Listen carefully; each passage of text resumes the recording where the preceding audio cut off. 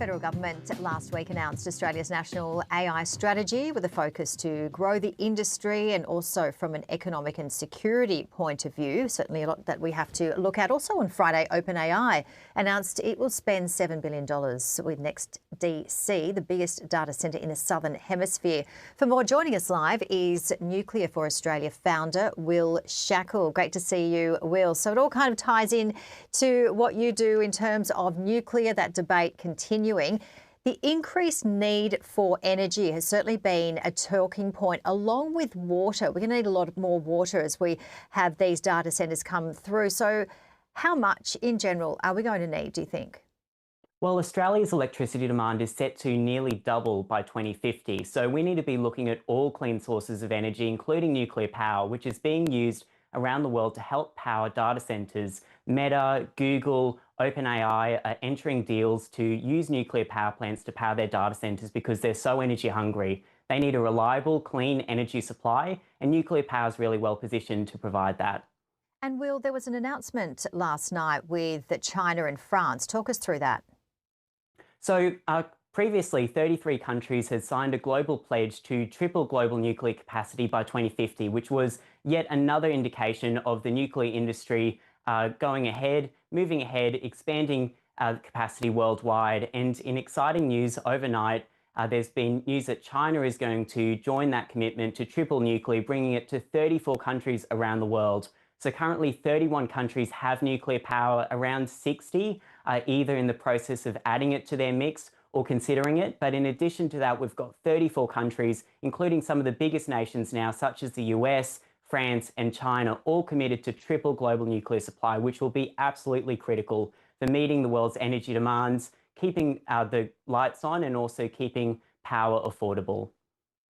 You talk about energy demands, but what about for the environment? For people listening now who are concerned about lowering emissions, talk us through that in terms of civil nuclear. So nuclear power has the lowest emissions of any energy source over its life cycle. A lot of people might see a cooling tower and think that that's smoke coming out of the nuclear power plant. It's actually water vapour.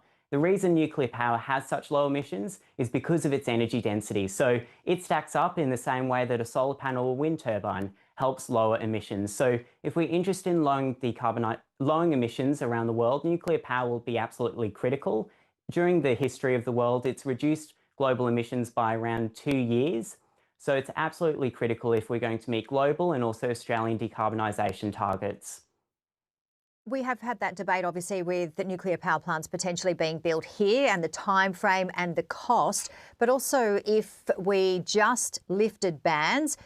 Correct me if I'm wrong, but the Northern Territory in South Australia already export uranium, but other places like WA still has the moratorium. We could potentially make $1 billion a year, is my understanding, from WA alone if we did lift those bans. And, quote, significantly lower emissions across the world is what many professors in nuclear technology have told me. So is that the case, and how easy would it be to do that?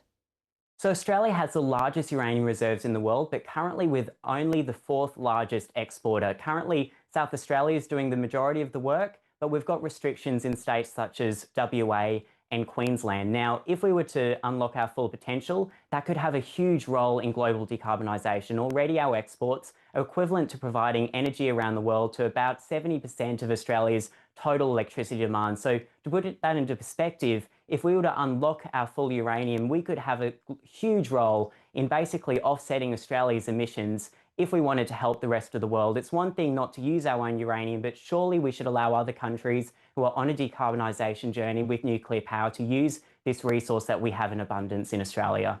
And Will, just finally, you were grilled in Senate estimates and you were questioned regarding what you deliver in terms of knowledge to all sides of government. And I'm sorry to hear how many negative threats that you've had from the public.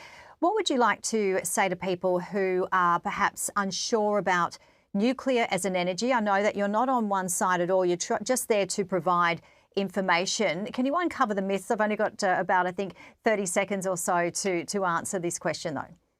Look, I think the most important thing is that people get informed, and you can go to our website, nuclearforaustralia.com, to get the facts on nuclear power. It's been a really polarising debate. We've had a massive nuclear fear campaign with over $3 million spent on nuclear disinformation, which we saw at the last election. But right now, our priority is making sure that all Australians have access to the facts, whether it's through social media, our campaigns, events as well, and importantly, that we're engaging all sides of politics, because around the world, nuclear is a uniting issue that brings people together because it can lower emissions, provide affordable power, lower power bills, and make sure that these regional communities, which are currently using thermal power stations like coal, can stay afloat with high-paying union jobs. So I think it ticks a lot of boxes for a lot of people, and it's something that we need to seriously consider in Australia, lifting that ban. All right. And just finally, you did mention the smoke or the water. Remind us again. So what we see with those nuclear power plants, it is not smoke, it is water vapour. Correct, it's water vapour, and it's not actually the nuclear reactor itself. There's a separate containment structure which contains the reactor. That's simply to reduce the amount of water that's needed and to provide cooling for to condense the steam back into water in the separate water cycle for a nuclear power plant. Will Shackel, thank you so much. Always great to see you and appreciate your expertise. Take care. Thank you.